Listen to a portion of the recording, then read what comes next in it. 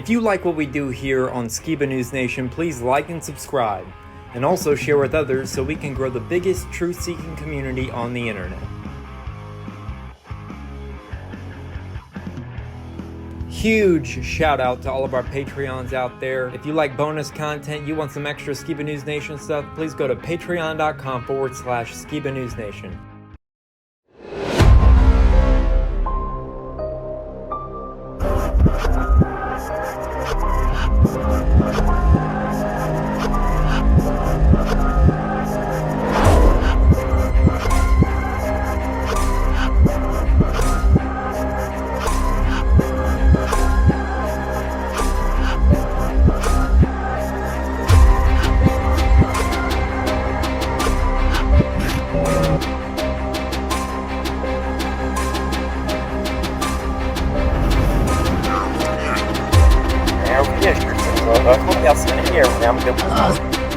Son of the legendary Orbs, Jeremiah Skiba.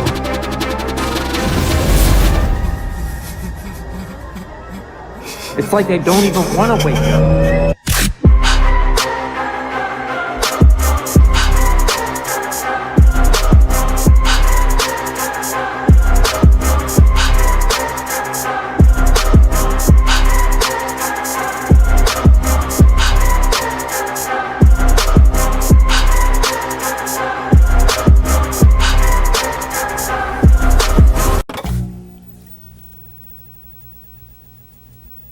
Hey Skiba News Nation family, we have a very special guest again for the second time on Skiba News Nation. We'd like to welcome back Gary Wayne. Welcome back to Skiba News Nation. How are you doing? Doing very well, and thank you for inviting me back, and really excited to be here again and to talk at wherever topics we're going to go to. Looking forward to today. This is going to be a good conversation. Always with you guys. You know, hopefully, if we do our jobs right, is to raise a few eyebrows and to encourage people to dig a little deeper into the Bible and other things in the world that we live in so you can better understand what's going on. So, yeah, always excited for that kind of opportunity. Awesome. Well, there was something last time we interviewed that I wanted to ask you, and I don't know why I didn't. It was like at the bottom of my notes, and I was like, man, I wish I would have asked that the first time. But it has to do with the most evil musician and evil bloodlines. Do you know anything about that? Well, I would say it's not just musicians that we need to critically analyze, but also everything in the entertainment industry. I mean, we live in this world that they own and they dominate. We need to understand that that fits into the agenda and that fits into the organizational structure. So whether or not it's actors, it's the same thing. If it's writers, it's the same thing. And we also sort of need to layer in there part of the understanding of some of these bloodlines and secret societies, which are kind of one of the same, that there's always a junior and a senior order of each of the orders, with the senior being more of the more pure of the bloodlines, depending on how high they are up. So I do a show with a host who came out of the entertainment industry, and what he said is you have to pay a tribute to these secret organizations every month, so it's expensive. And in return for your loyalty and your worship, they will sponsor you. So he's obviously at the low end, not the high end of the bloodlines. And so they're using a lot of these individuals to do it, and they will make your dreams come true. They'll promise you the world, but you have to be loyal. That is absolutely common. So you have a mix in the entertainment industry of ones that may not be of bloodlines, or maybe of such low bloodlines that they were selected because they at least have the gene that would make them somebody that they would want to sponsor. But I think they would sponsor pretty much anybody if they got them to worship and to do exactly what they wanted to do. So, you know, a classic example of people that might be of more royal bloodlines at the top might be Tolkien and Lewis. So what's different about them from the musicians is that they're writers and they're doing the mythopoetic style of writing. They somehow become involved through the Oxford branch in the 20s and the 30s, which is at that time you don't really have any commoners at Oxford. So that's one thing that you may sort of tip your understanding, and that they're going to be part of a secret society that's called the Inklings Society, which is a Rosicrucian society, which just shouldn't happen. But understand that junior and that senior sort of aspect. But unlike others that might be there who are trying to learn information and learn the craft, they're not there to learn the information. So they are writing from knowledge as royales. And I have a 6-part series I send to people when they ask for it, about how, the writings of Lewis and Tolkien, and then in 5 and 6, I track their bloodlines back to the royales, and it gets back there fairly quickly. So they are there not because they are regular people and not because they were Freemasons. They were royales, and they would be adepts that were initiated from childhood. So they would be an adept before they're 18. They just can't take the title till somewhere between 25 and 30, as I understand that. So they're able to be in the Rosicrucian Society to learn the craft because they're already higher than that. But other writers might be there through the regular sort of channel and lower level bloodlines in the society. So you're going to have a mix of purebloods and lower ones, but it's a common organizational structure. And they will continue to take a significant piece of your revenue in return for selling your soul, to speak, to become rich and famous.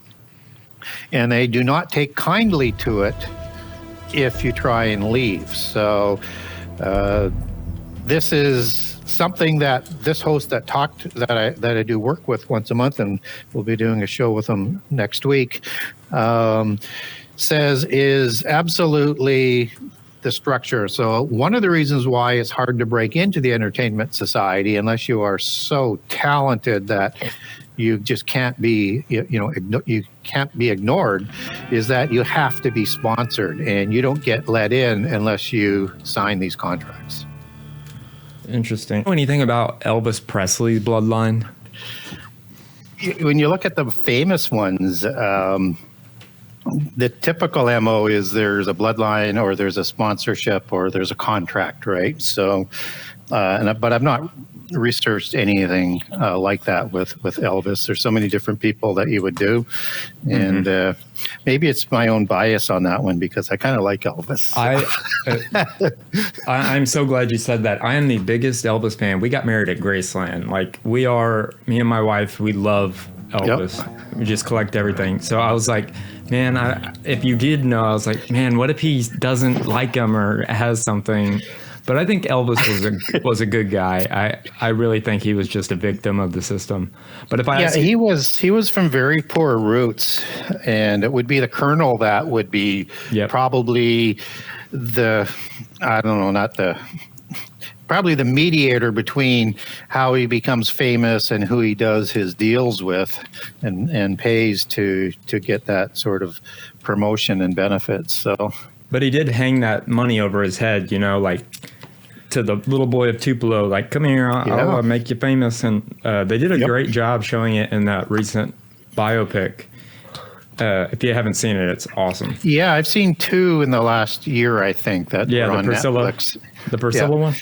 Yep, I saw that one as well. Yep. So, and I think they show, some really good, interesting sort of insights to the dynamics there. I don't think they're quite yet. This is the coolest thing. Below. Yeah. That you're an Elvis fan? Yeah. That's great. I'm so happy to hear that. How do you not like that voice? I mean, that is it's impossible. Yeah. So, did he do everything right? No, but, he never really did anything that sort of insulted me personally or my belief systems or anything like that. And I think he did have an affinity to want to do gospel, and what's probably what he felt his true calling was, a combination of, rhythm and blues and gospel as a mixture in that style. But no, I think he was... fairly genuine. And who can imagine for the average person to walk in his shoes and to be under all of that pressure, and the fellow that you're hiring to look after things is actually piling more pressure and boxing you into areas you don't want to be boxed into. So it's an interesting sort of analogy to look at the life and say, even if you're a good person, there's a price to pay personally. And, it certainly just continued to wear on him. But, why he would continue to drive himself in his later years is still a mystery to me. Yeah, it's right off camera, but 1976, he wore this. Yep. And he actually wore this on stage. There's a photo of him. I don't know if I can line it up. Yep, but I see it. Yep. One of my coolest in my collection of Elvis. One of my most prized Elvis. I still remember where I was when I heard on the radio that he had died, so it was quite shocking. Yeah. No bloodline connections, though, which is good. When I was growing up, my oldest brother had very jet black hair and slicked his hair back like Elvis. And that's awesome. He had so many girlfriends because he looked like Elvis. That's what they said. I didn't think so, but that's funny. I also wanted to ask you, this might be a dumb question, but I know a 32nd degree Mason, an ex 32nd degree. What's the difference between like a local Freemason and like what you're talking about with like when it goes deeper than that? Does it go deeper than that? Oh yeah. So if you look at the two systems of the mysticism and the Masonic societies, you have the old system, which is viewed upon or named within the secret societies the York Rite. And so third degree is an adept level. Scottish Rite comes along in the 1800s, and they're going to take those 3 degrees and split it, 11 different ways, and just same system to get to first level adept at 33rd degree Scottish Rite as 3rd degree York Rite, but just sort of split up. So that's where it really starts to get confusing, and I think that's why they may have done it, just to have more confusion and disinformation out there. So if you look at the old system, if you're going to be a Grand Master that is going to oversee lodges in Freemasonry, be like a regional manager in sort of layman's terms, you're going to have to be 5th degree. And so that would be at the level sort of the Illuminati would be at. And as you move up into Rosicrucian, it's higher than that. So some people say as high as 7 degrees. I can't tell you with certainty, because I'm not part of the secret societies, as to how far that old system goes up, but I'm told it goes up to as high as 33 degrees. Other people I've worked with say, well, there's 100 degrees, but that could be a variation of the Scottish degree that would have those levels sort of split up, and as you do the equivalences, you multiply that by sort of 3, right? The differences in how that multiplication comes out, you'd get close to like 99. So some people say there's as many as 100 degrees, but that could be in the Scottish Rite newer system. So what I do know is that it goes way higher than most people think. And once you become an adept, or once you get into the royal bloodlines of the adepts, that's when you're really getting into those larger numbers. So be careful when people say they're a 32nd degree adept. If they say they're a 32nd degree Freemason, that means they're not an adept, and they're not going to know the first levels of the major secrets until the 33rd degree. But that doesn't mean that term is not used out there in a more accurate sort of way to reflect the Royale. So if you are a Royale initiated from childhood, as I understand it, you're going to reach adepthood at a high level adepthood before you're 18, but you can't take adepthood until between 25 and 30. So if you're under 25, use that as the cutoff, then you're going to call yourself a 32nd degree adept. And what that's really saying is you're just one level from that royale level of adept, which is the highest level. And who knows, they may even have higher ones once they do become adepts. That's why I'm open to saying I don't know how far it might go. I just can't substantiate it on the old York system. Right. So you can be a 32nd degree adept, but you have to be a royale and you have to be initiated from childhood. So just sort of look for that between the confusing languages that are used out there at times. The age of 25 and 30, you've mentioned several times, as being the age of initiation, exiting from being, somebody who is initiated as a child, being able to step into a more mature role. Is there any correlation there with the age of 25 and 30 and perhaps the Levitical mandates in the scriptures of, the priesthood only starting at age 25 and the high priesthood only at age 30? Yeah. Is there a correlation that Freemasonry is drawn between the Levitical and what they're doing now? I think so. They counterfeit everything in terms of what God does and what he provides. So biblically, we understand that you're going to become an adult somewhere between 20 and 40 years old.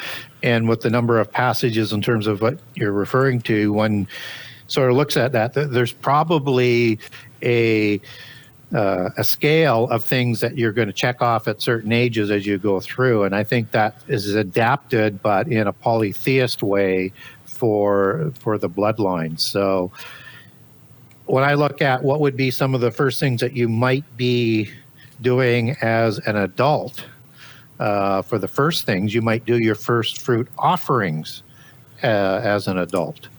And that would have a very important sort of importance to the secret societies and their bloodlines as they take the relationship back to Cain, who is father of Enoch, 2 Enochs in Genesis.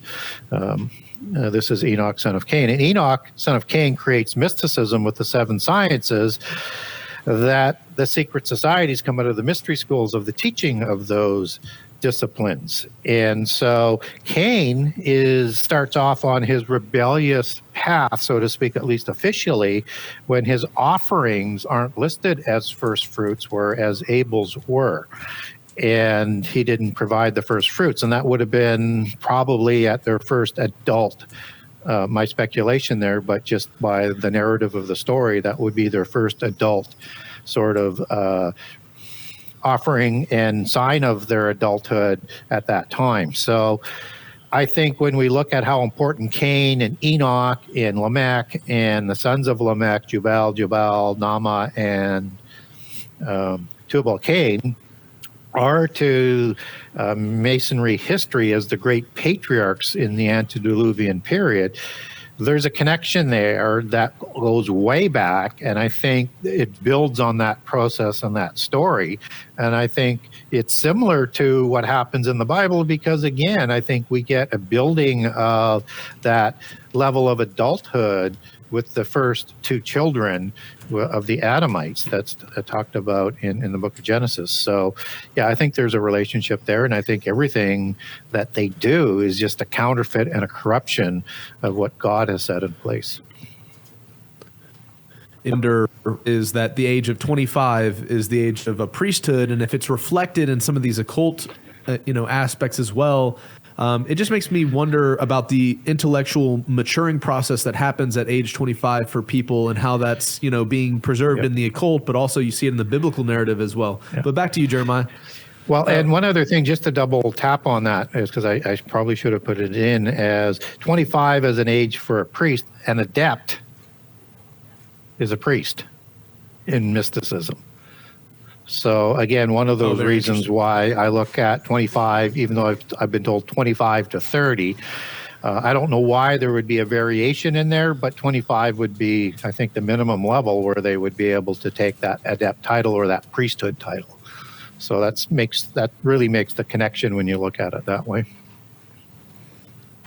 Well, switching gears a little bit, I've been seeing so many claims and videos and evidence of people spotting mermaids. And I know most people are like, mermaids, whatever. But I've seen some really convincing evidence that they still exist. Do you think they still exist? Yeah, it's a really interesting question. I don't have proof that they exist. I haven't spent time to research whether or not they're still around. Do I think they once existed? Likely. And if that's the case, then there's a good likelihood that they still are around today. And again, it's such an important piece of polytheist history and mythology that one would deduce that there was some sort of linkage there. And mermaids are also known as sirens, and sirens are understood in the Book of Enoch, not in the Bible, but in the Book of Enoch, as being the wives of the original watchers are called sirens as part of their punishment. So I don't know whether that's the creation of mermaids, but mermaids are maids of the sea, as you define that, mare and maid, and so one also would maybe understand that as virgins as well. Now, mermaid is also a reflection of the matriarchal bloodline in terms of the allegory, and it's sort of interwoven in some of the occult literature and some of the things that I was referencing a little bit earlier when you get into like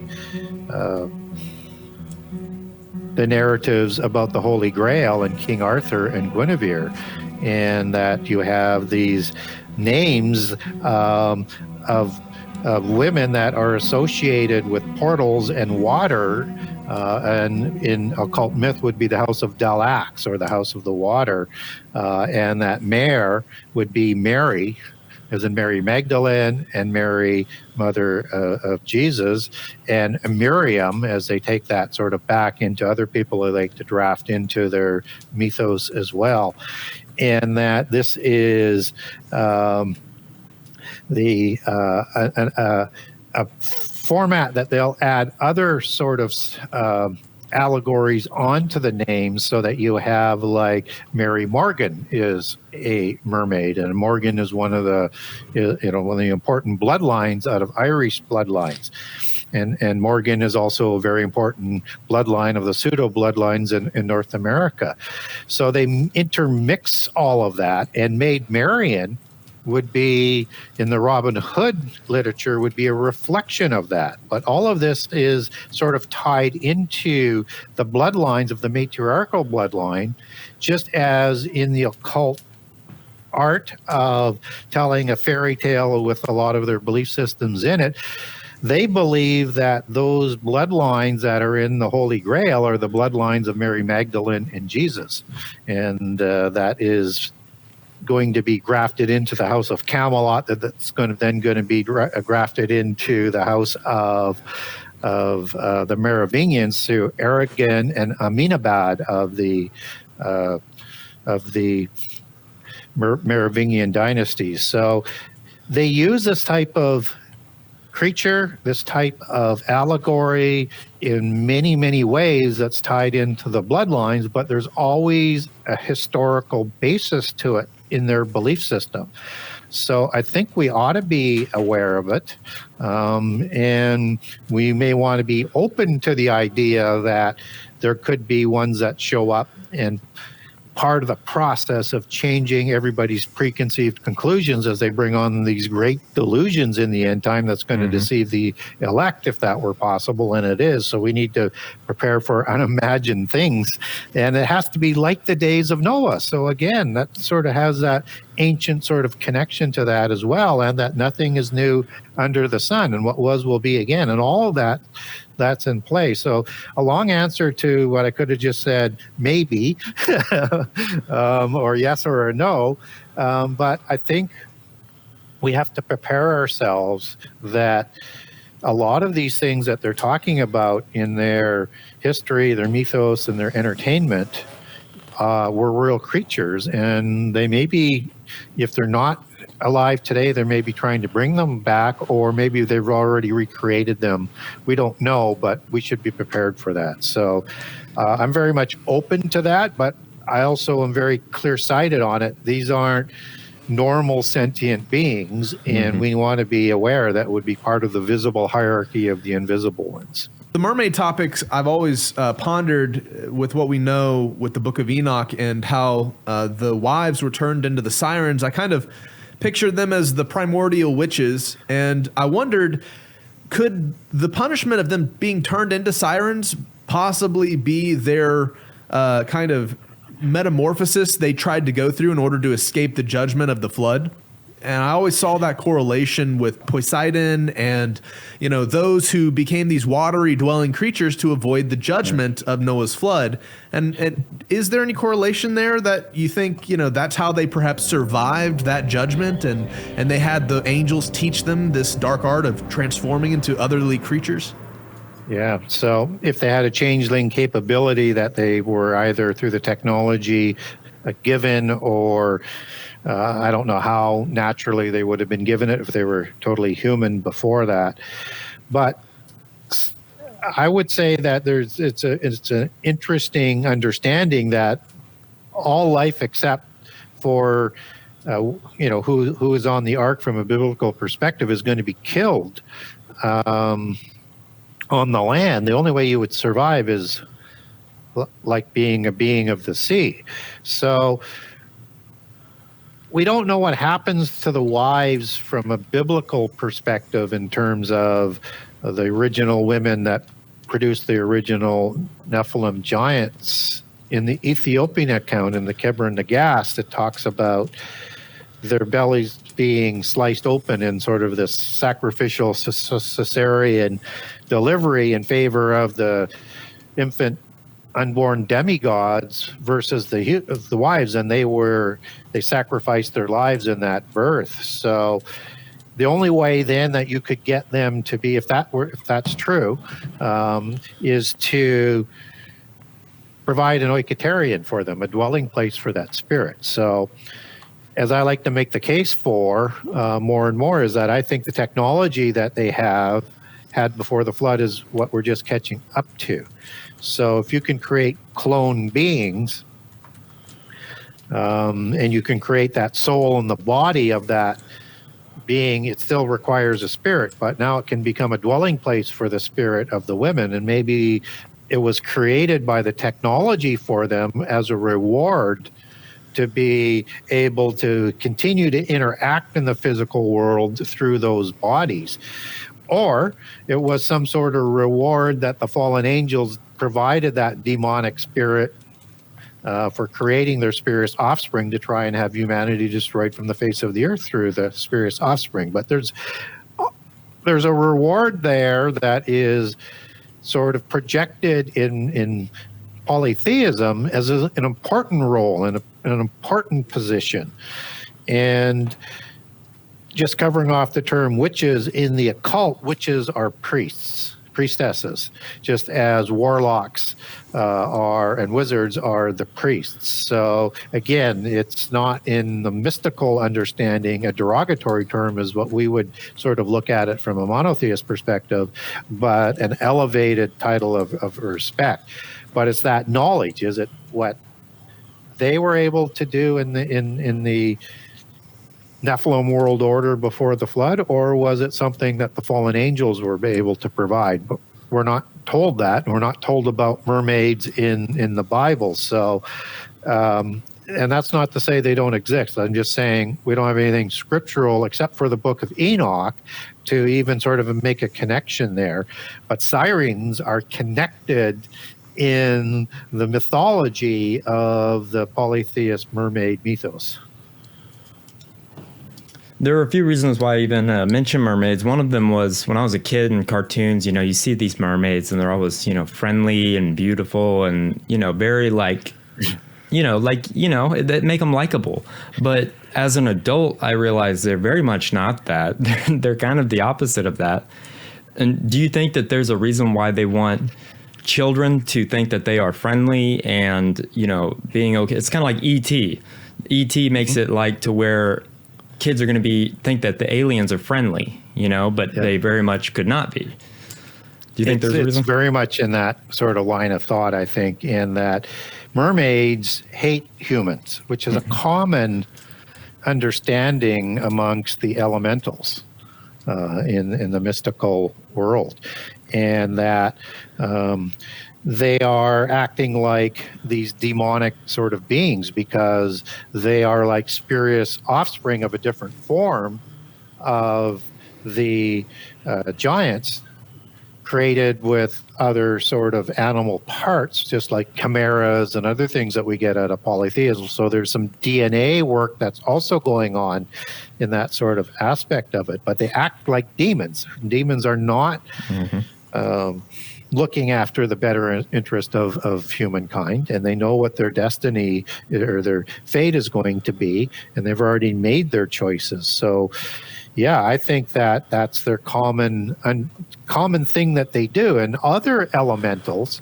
like the fairies, which are part of that whole elemental group, are not friends of humankind as well. But we get a lot of elevating these little people to being maybe just good but mischievous, or just being friends of humankind, but they're not. They hate humankind, and they're part of the hierarchy to get rid of them. And for people not familiar, for a biblical reference, why we want to pay attention to this is I would guide people to Galatians 4, verse 3 and 9, where it talks about these elementals. And these are ones that enslave us in this world. And so element, stoichein, is the Greek word for that. If you could translate that as it is in the New Testament, where it's the basic elements of the earth, but this is something different in that translation, and that an inanimate thing, as in a particle, couldn't enslave us. I mean, that involves some sort of ability to do so. And so we get stoichein also translated in Colossians 2, 8 and 20 as rudiments, that enslaves us in this world as well. So you get a couple of passages to make your data points on. And in the occult, the elementals are at the lowest level of the physical hierarchy, with the three groups of the little ones: mischievous ones, good-looking ones, and ugly ones like gnomes. And that the fourth group is called salamander, which is a reptilian being and is larger than a human. Typically in that mythos, they're living in the earth and in tunnels and things like that. And that they are higher than the little ones in that hierarchy, but below the Nephilim and the Nephilim disembodied spirits. Our producer Opa wanted me to ask you about centaurs. Like, is that something? Yeah, it's another interesting thing, and their creation is different than like Hercules is created, for example, or Atlas. So Atlas is the offspring of Clymene and Poseidon. Clymene being human female, Poseidon being a fallen angel, Zeus, and alchemy being the human, producing Hercules. This is produced like the giants, and they are typically understood as demigods, which is 50% human and 50% god. But with the centaur, you have something different going on there, because now they have some animal parts that are going on there. In the Epic of Gilgamesh, when it's referring to Gilgamesh, when it's referring to Enkidu or Utnapishtim and all of his family, they're considered, oddly, from the other accounts around the world, 2/3 god and 1/3 human. And so that implies not an even split. Maybe that's just to make them more godlike, or maybe there's something else that's going on there that's part of that sort of creation. But it's interesting that you get a split. So now going back to the centaurs, they're not created just through copulation with humankind. It's going to require the counterfeit spirit. So there's got to be some sort of physical transaction of the DNA where that counterfeit spirit goes along with it. But in the Greek mythology, centaurs are created by Hera, the goddess Hera, in a cloud off the earth, which is very strange. Amakathseth, as their other type of Nephilim is created in that way that's differently as well. And Amakaseth is not a Sethite. It's clearly from a polytheist Nephilim type creation that's separate from the ones that were started in Gnosticism, where this comes out of, in Gomorrah before the flood and then Sodom after the flood, from a Gnostic perspective. Just let me underline that. And so that something different is going on here. And I think there's DNA manipulation that is being added in. But you still need the human component, which is there, and you still need the angelic component to provide that counterfeit spirit. Anyways, my next question was kind of about drones, UFOs, and these orbs that people are seeing. And Yeah. I will tell you, the first week that I saw those was kind of like what happened to me when I learned about the Mandela effect, where it was like, it weirded me out to where I didn't know what was going on. I didn't know what was real. Like, it's just so weird that these things are being, like, the drones are being blown up and then spit out as if they're like paper airplanes. And it's so crazy. What do you think about the orbs? Well, orb has lots of meanings in the occult. And so an orb is, as we understand it, is this thing of light, but what's producing the light and what's in it. And in the occult, typically you're going to get demonic spirits that are using that to go interdimensionally, or gods that might be using it to go interdimensionally, because they're depicted with either a face or a god that's in that bubble, so to speak. And so from a scientific perspective, those type of orbs might be interdimensional, being a quantum bubble that allows them to go interdimensionally through these portals. Just sort of a speculation on my sort of part, but that orb is also part of the rituals of polytheism as well, and it manifests in so many other sort of meanings. And when we start saying, okay, these orbs are being projected through flying craft of aliens, how do we sort of reconcile that? And I would, again, harken back to those elemental and rudiment passages. So when we look at the three groups of the little ones of elementals, and in the ugly group that includes, dwarves and trolls and gnomes and other ugly ones, the gnomes are understood to come through fairy portals, fairy dolmens, D-O-L-M-E-N, which is kind of like a mini Stonehenge thing, that is understood as a portal that goes interdimensionally. They're all over the world. You can Google that. Interesting to look at. They're kind of, like I say, a mini Stonehenge in terms of the look. And so they would come through these fairy dolmens, these fairy portals, when they're UAPs, as we would understand it, or UFOs, or flying machines, and that they would kidnap people for, in the Scottish version, up to a fortnight, and longer in other versions, and they would do sexual experimentations on them. And these gnomes were in charge of the hierarchy of technology and the genealogies of the demigods. And so they're part of the hierarchy in that sort of understanding, with very advanced technology that by inference would have been before the flood and maybe recreated again shortly after the flood. However you want to get there for it showing up today, but somehow there might be a connection there between now and the antediluvian period, with the same angelic technology that would have been provided by their celestial mafia godfathers. So these gnomes, as they're described, are identical to gray aliens, and they're called the Greys, or the gray gnomes, in the fairy mythos. So I put two of those descriptions into book one, and if you didn't know it was a gray alien abduction, you would swear, if you didn't know it was, a fairy abduction, you would swear it was a gray alien abduction, as what is being presented to us today. And so I think these UAPs and flying UFOs and these different types of beings aren't intergalactic.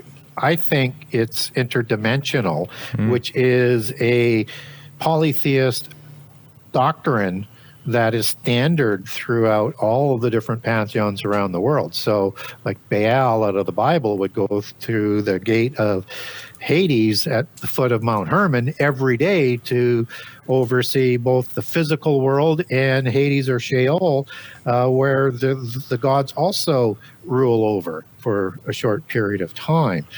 And that these physical ones are just working within that hierarchy, these aliens, and there'll be multiple different kinds. So I think there's a better case for interdimensional travel than there is for intergalactic travel. And we do know biblically that there is Hades in the pit prison that's located in Hades or Sheol, and that there is different dimension of heaven, which is different as well. And so I think that the location of in the earth, it could be also understood as in the earth, but in another dimension, which is why they need these portals to go back and forth. And orbs are part of that technology and used in many different ways. Wow, that's fascinating. I know Jake has some really good questions about the U.S. Capitol and stuff, because I'm debating still. He's going to go to the inauguration. Washington, D.C., and the role of the United States in the occult. And so the first question would be, I loved hearing Rob talk about his trip to Washington, D.C. back in the day. He would always share it in presentations, and his big revelation of how there's more to meets the eye when it comes to the American system as a whole and the things and symbology that's put into the architecture at our Capitol. But let's start with, for example, the Apotheosis of George Washington. Yeah. How does the fresco in the Capitol building depicting George Washington align with Masonic or occult interpretations of apotheosis? And what does this reveal about America's spiritual or prophetic destiny? Yeah, a lot there. So in that dome structure, and I'll come back to the dome structure in a second, and as it's viewed and looking down in the occult, that would be viewed as Washington and other presidents of bloodlines would be ascended to godhood. They'd be very much like Osiris in that sort of understanding of that. But this is for demigods versus gods, so it would be that's how they would envision that the people of the bloodlines, or the spark of the divine, of 1,000 points of light, envision that where they'll end up being as these rulers in the future world. And in the meantime, they're looking down on us. Of course, from a scriptural perspective, we're told that we sleep, and it's the disembodied spirits, the daemon spirit, the devils as they're translated in the New Testament, which is different than Satan being called the devil, which is diablos, just to make that distinction from a Greek perspective, that these counterfeit spirits don't sleep. And so we know our spirits go back to heaven according to Ecclesiastics after we die. So we're there in a sleep kind of state until whichever resurrection that we're going to be part of. And so these are beings that are being represented, and by implication, Washington, who's in that Apotheosis. And so he is of the bloodlines and a demigod, and resurrected in the reincarnation belief system as being a demigod. And that's what they're trying to bring back, is this new age of Atlantis, in this golden age of Atlantis, and where not only giants walked amongst us, but the Watchers walked amongst us. So the U.S. was created to be that platform to bring about world government, to be the lapdog, so to speak, of the royals of Europe. And that the model of the U.S. was envisioned all the way back to the time of the Templars. I mean, the model of the U.S., all the way back to the time of the Templars, to become, and the Templar agenda was to become the new, within the church, to change the Roman church as the new Babylon. But they had this vision to set up this nation across the sea that would be used in that sort of platform to create world government. So the U.S. is sort of based on states, individual states with a strong central government, and that's kind of how they envision the world when they get to world government. And of course, with that Babylon religion. And so it has been created to bring this whole New World Order, or Nephilim World Order, or Nephilim World Order, as I like to say tongue-in-cheek as well, that's coming back to be like Atlantis, or the 10 kings or the 10 empires of Atlantis, where you have these demigod kings that are ruling over them. So it is all part of that sort of plan to make that happen. The problem is the U.S. has become strong, and that they don't always do the beckoning of the bloodlines, which is why they've been trying to weaken the U.S. And get rid of the middle class so that they can complete the transition into world government. Yeah, you mentioned the concepts of the New Atlantis, and I know that calls back some of Francis Bacon's comments about the role of the U.S. as a center for spiritual enlightenment. So maybe you could talk more on how the U.S. was intended to be this phoenix rising out of the ashes of the old and creating this new system, the New Atlantis, and how does that relate to what we see on the world stage with Donald Trump in coming years? Yeah, so the phoenix rising out of the ashes is very similar to Shiva, who is a destroyer god that destroys the world with fire and recreates after that destruction a new world. And so there's different layers and applications to that phoenix allegory that's in the Masonic societies, and that their vision was that out of the new world and the destruction of the old world, they could create this world government. But there's a price to be paid on that, because they have to destroy the whole world by fire first. And then that new world that is going to be recreated will be for those 1,000 points of light, or those demonic spirits that are of the bloodlines and the ancient giants. So it's important to sort of understand that this is a transgenerational 6,000-year plan to get to where they want to go, that I think we're living in the generation of the fig tree generation where this is going to come about. So to get there, they need to create world government, and they need to be able to bring in that universal religion so that they can make the way for Antichrist that's going to be ruling over that world. So there's a transition away from the use of the U.S. to back to the power of the bloodlines, just as you have 10 kings, which are going to be, empires, 10 empires with 10 emperor-like individuals ruling until the midpoint of the last 7 years, when they hand their power over to Antichrist. So it's all part of that long-term plan. And now they're trying to get to the end of that agenda, and they're struggling to get there because they won't be permitted to get there until the ordained time. So it's important to understand that everything they do has ritual allegories associated with it. And that in the Masonic societies and polytheism, they have 4 main points in their agenda and belief system. One is to lead people away from God. 2 is to discredit God, and not give them credit for anything, and to slander God. And then the 4th thing is to honor their pantheon of the gods. So they're going to honor their pantheon of the gods in everything they build, everything they write, and everything that they do. And that's going to be shown to us in their allegories for the future as well. So Francis Bacon was a Rosicrucian, and he was the tutored by John Dee, the original sort of 007, as he took as a secret society representation of who he was as well.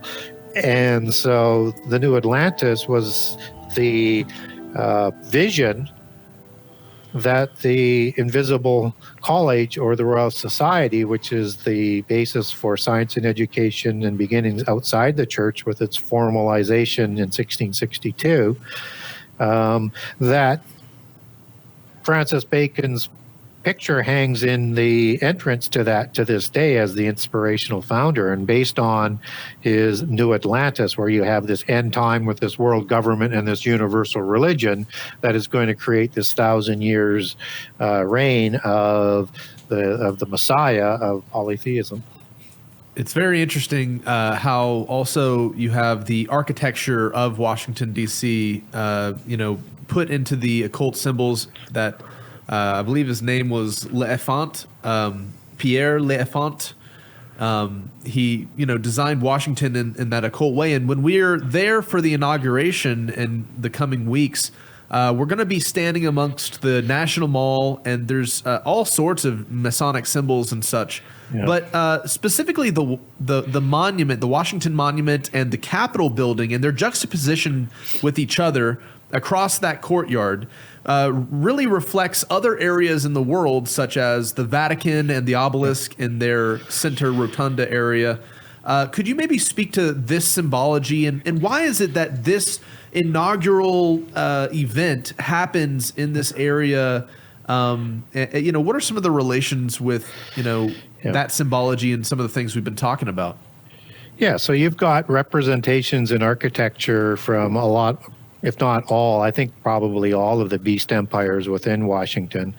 And those get collected into important centers, around the world. And that domed architecture is the same structure that was the Pan Temple at Mount Hermon. And so it is, as I say, that it's the platform or the embryo of world government. And I'm not saying Washington's going to be, Babylon City, but it is certainly part of the process to get there.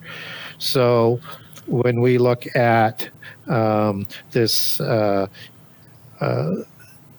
city that's been created because it didn't exist before the revolution, they have a chance to put all sorts of sacred geometry, numerology, and whatever architecture and things that they want to honor that's going to be part of it.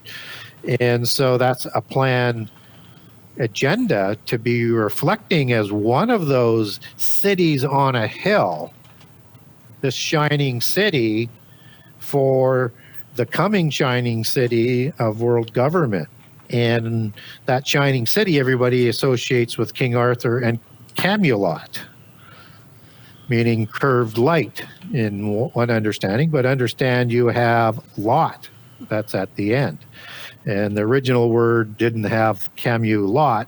It was a different word for the Old English that was being used back then. So, so a shining city on a hill is understood in the occult a little bit different than us, even though we're imagining King Arthur. But again, their imagery is built in there. So King Arthur is a sun god and a representative as the patriarch, but a Messianic figure, just as we talked about bloodlines being grafted in their belief system from Jesus and Mary Magdalene into the giants, which are the Tuatha De Danann, giant tribes for the most part that are providing those bloodlines, and that King Arthur is a Pendragon, just as his father Uther Pendragon was, and Guinevere is, I won't go into all the details on it, but that's the matriarchal sort of bloodline, and he's understood as, with this round table or this ring lord imagery with the Knights of the Round Table, these are all kings that are sitting there, not just knights, and that he's going to bring in a new age of New Atlantis. That's the imagery that is being presented there in their allegories. So this imagery of Lot is associated with Camelot, with the shining city, which you can take back to the ancient understanding that we can take from the polytheist side, looking at these great fortress Pentapolis city centers that they built in the land of the covenant, with these walls of the main city and other of the four of the Pentapolis, because it was a standard military structure that they were creating throughout the Middle East. These walls would go up, very, very tall, like huge, like they were, made for giants. And these were built on a hill. And so the ultimate city after the flood, which is a shining city on a hill, is Sodom. And these were cities that were polytheist run, where they let the knowledge cult rule without any sort of discipline, breaking all sorts of violations and things. And these were cities of light as they understood it. So these are cities on a hill. These are Nephilim run polytheist Babylon religious cities. And Gomorrah would have been the reference before the flood as their main city of light. And understand Sodom, Gomorrah, and the other three cities of the plain form a pentapolis. So when we look at this city, it's going to be a shining city trying to beckon in this new age of Atlantis that Francis Bacon was talking about. Wow, I'm excited to be thinking about these concepts. As we're walking the streets, we're going to get some really cool on the ground footage there if we get the chance to go. So I was also asked to ask you about leprechauns, and I guess you kind of already touched on gnomes and fairies and other things like that, but can you go more into detail about it? Yeah, well, leprechauns are part of the mischievous group, along with pixies and several other groups that are in there. And again, they're not friends of humankind, but leprechauns are also associated with imagery of the flood, and that they have this promise of this treasure at the end of a rainbow. So there's a connection there, whether or not one chooses to think that they were somehow helped to survive the flood or somehow, again, recreated after the flood by other watchers. There's a connection in the allegory there to this knowledge, because treasure in mysticism is this high level of knowledge that they're protecting within their mystical knowledge cult of mysticism. So every elemental had a specific agenda that they were working within the visible organizational structure, reporting to the invisible ones in the Council of the Gods before the flood, and then again after the flood in their belief system. So whether or not they still exist today or not, I think you can make a case that they probably are, but that's not important. I think what's important is the polytheists believe this. And it's what they do with their belief system that's important. So when these beings all come back, they're going to have to disguise them in this alien deception to account for all these types of beings, as well as the fallen angels. And they do that in layers, as they've done that to introduce this and hold the mythos throughout the ages. And as you move up the ladder in that, you have the Anunnaki that are used in the same term as the sort of the higher ups of the alien hierarchy. Anunnaki are watchers. Anunnaki are fallen angels in Sumerian mythology, and also their offspring were also called watchers. So you can have watchers at different levels carrying the same title that can also be called watchers. So is it really important to understand every aspect of every one of the elementals, and there's so many of them? No, but understand that this is the world that we live in, and that they all have a specific sort of agenda. And what's also kind of interesting in the book of Ezekiel, in the time of Nebuchadnezzar, in the war with Tyr, there's a group that's called the Gamadin that are in the towers of Tyr. And these are warriors.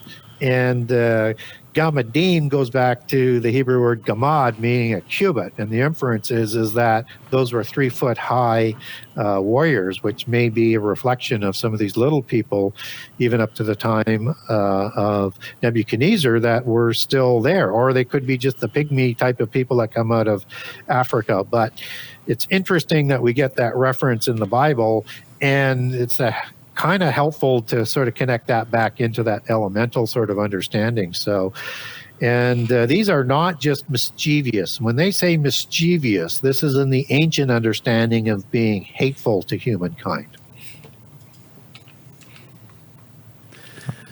Well, we're coming to the end of our line of questions, but I did have one separate topic that I was very interested in personally, and maybe you could help me out with some of my own personal research.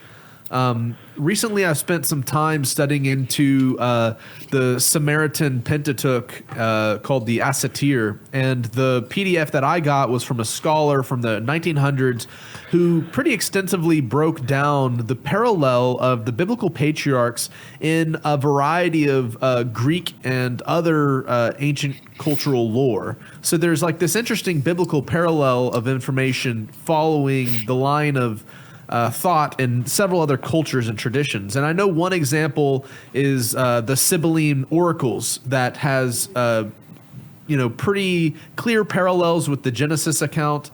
So it talks about the flood of Noah, parallels to the Genesis account. And I was just wondering, do you know of any other texts that stand out to you as having very explicit biblical parallels that might not have been of the Hebrew, Jewish tradition, but might have, more parallels with the Genesis account, similar to some of these other texts?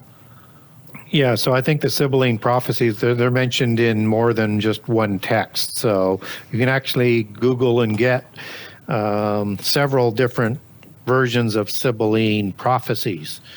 And so some of them will have more ancient accounts, some of them will have prophetic accounts.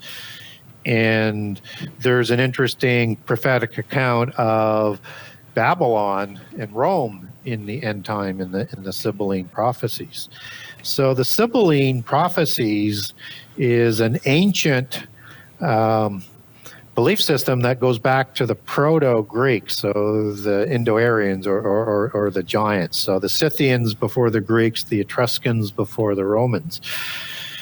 And so the Sibylline had a main temple in Rome, the Seven Hills of Rome, which are the famous Seven Hills.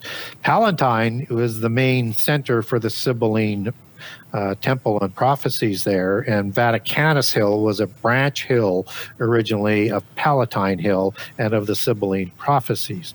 Sibylline is a very important understanding to the Roman Empire because they looked at the history and the records and the prophecies that were associated with the world and would try and use those to try and maybe avoid some things that were going to happen. These are part of the Thracian culture and religion as well. And so you have these Sibylline prophecies that are in Asia Minor, or Sibylline cults that are in Asia Minor, they're in Greece, and they're in Rome. And they go back to the original Aboriginals after the flood, the Indo-Aryans, according to the secular accounting of peoples after the flood. So I'm not saying the Indo-Aryans survived. I'm open to that, but I'm not saying that. I'm just putting the account out there. So these Sibylline prophecies are part of the Delphi oracles as well. So it permeates through. And these are false prophets that would be very much akin to the Baal false prophets that we get told about biblically and in the same sort of understanding. So I think you can glean information on Babylon and the ancient religion that I think is coming back as a universal religion through how its accounts are written in the various polytheist cultures. And yes, you will get polytheist versions of prehistory in there, and you will get polytheist prophecy with more of a slant to their biases of the outcome of that prophecy, but talking about the similar kinds of events. So the Sibylline prophecies will also talk about the destruction of Babylon in the end time. And it is uncannily different. So it's either a forgery or it's a polytheist account of what's going to happen as Antichrist comes to power. So read them, but measure everything against the Bible and understand the biases that is involved there, and that the outcome and or the slant onto history is always going to have that polytheist biases to it.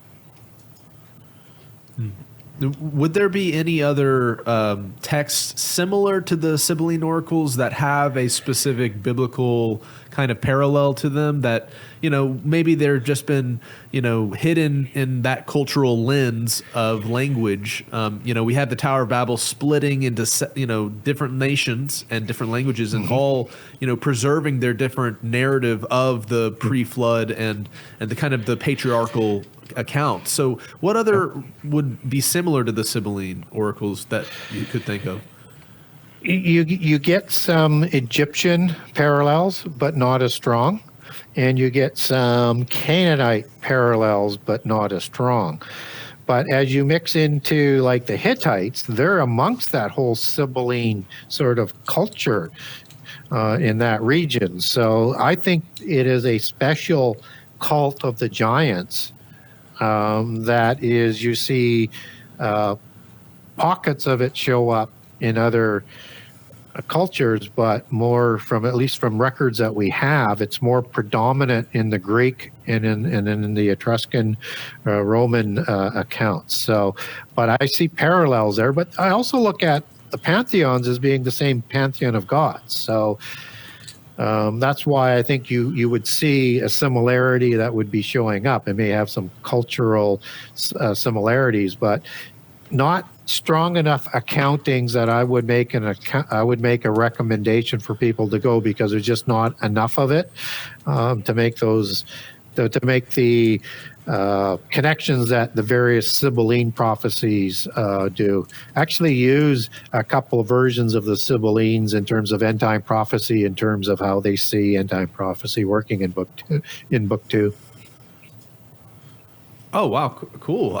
I'll tell you my motivation, and this will just be my final thought on the topic, is I'm on the hunt for 3 documents that are mentioned as being passed down through the sons of Arphaxad, Shem, and down through his descendants. And those documents are the Wars of Yah, the Book of Astrology, and the Book of Signs, which are specifically called out. And I figured if we could maybe make a historical connection with the sons of Arphaxad and the possible lineage that those texts would have been passed down, we can inspect those cultures' kind of religious and ancient documents, and maybe we could find those texts as mentioned. Have you looked into those 3 books that are talked about in the patriarchal line? I have not. So, but it's an interesting theory of investigation there to be able to get at that. I think that makes a lot of sense. But if there was Aboriginal people, and I think that there were with the giants when the people of Babel move out and into those nations, it's going to merge into the religion of the people that they're moving amongst. So I think you're going to see that sort of corruption of it. And so if you look at sort of the Masonic sort of history as well, as they look at the 7 sciences and the knowledge that comes across the flood coming through Noah and through Babel with Nimrod and Hermes. And so that this is the pure sort of knowledge that would become corrupted by polytheism later. And so their case is kind of similar to that if you look at what you're looking at, and then they create their polychronicon out of that knowledge that's being passed down as part of that history. So I think there's something to it, and I think it would be a good line of investigation. But I haven't gone down that lane, so I really don't have any recommendations for you as to specifically where to go with that, and that they would take on a different sort of name as it would be corrupted within those cultures. So you would really have to look at the pattern of the information. Oh yeah, and this brings to mind the figure like Hiram Abiff and some of the legends surrounding that figure, and how he was one of these founding, patriarchs of the Freemasonic order because he had collected the 70 shards of the, kind of the separated Tower of Babel equation, and he's this figure that brings all these cultural dots back together, and so it just kind of made me think of that figure as well. Yeah, and he comes out of that knowledge of the building there comes from the Dionysian builders out of Greece that built all the great temples and palaces in the early post-Diluvian world. And that's the knowledge that Pythagoras is, at least in part, developing and creating the mystery schools around. So you may want to look at the Dionysian cult after the flood and see what parallels you might find there. All right, thank you, Jeremiah. That's all my questions for today. Thank you so much, Gary. Yeah, where can people find your website, your work, and all that? So the best place for people to get a hold of me or find my my books is through my website, the Genesis6conspiracy.com. That's the number 6conspiracy.com. And on that website, I have a generous excerpt of all 98 chapters of book 1, all 84 chapters of book 2. And that if you wanted to get a signed copy, you can go to the Buy Now page. And I've upgraded the Buy Now page, so now you can go buy book 1 and get discounts for multiple copies of that. Book 2, discounts for multiple copies of that. And the edition now is by mixed bundling on it, so you can get as many of each as you want and get the same discounts on page 3. And I've got it set up so that if you're in Canada, there's a Canadian page. If there's the US, you go to the US page to get the signed copy. Anywhere else in the world is the international page. There's also links over to Amazon.com, Amazon.ca, and BarnesandNoble.com, and links over to Amazon for the Kindle versions of each on those buy pages. And when you get to the buy page, you're now going to see the audible version on both book 1 and book 2 came out in early December. So book 2 is now available on audio as well. And I'm hoping on one more revision for the website, hopefully by the end of the month. When you click on from anywhere in the world to go to Amazon, I want to get this link in there that'll automatically pop up like .uk or .au, so that you've got all of that sitting in front of you, digital, audible, and or to be able to buy a printed copy from there. There's a contact the author on contact the author if you want to get a hold of me. And I'm also on Facebook, and I'm also on Twitter. But the best way is to get a hold of me through the website or through Messenger on Facebook. Awesome. Well, we will leave the links in the description. And also, I'm going to need a copy of one of your signed books, so I'm going to go look at that. And it's been an honor to have you on Skiba News Nation again. You're always welcome to come on the show. It's always fascinating and fun talking with you and you sharing your insight. And thank you for being here.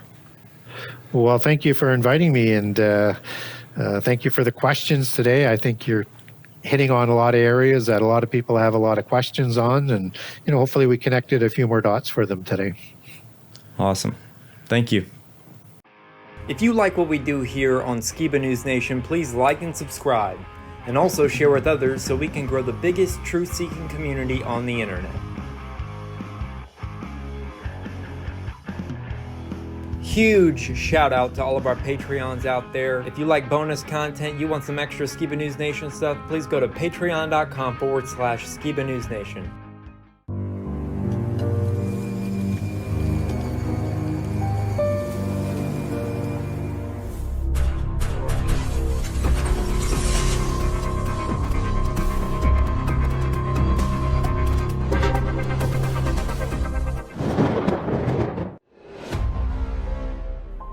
Welcome to Skiba News Nation, bringing you unfiltered views, news, interviews, discussions, and more.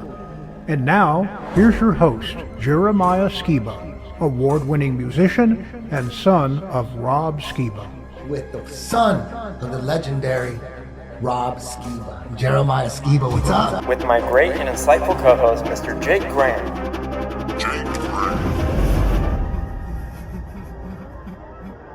It's like they don't even want to wake up.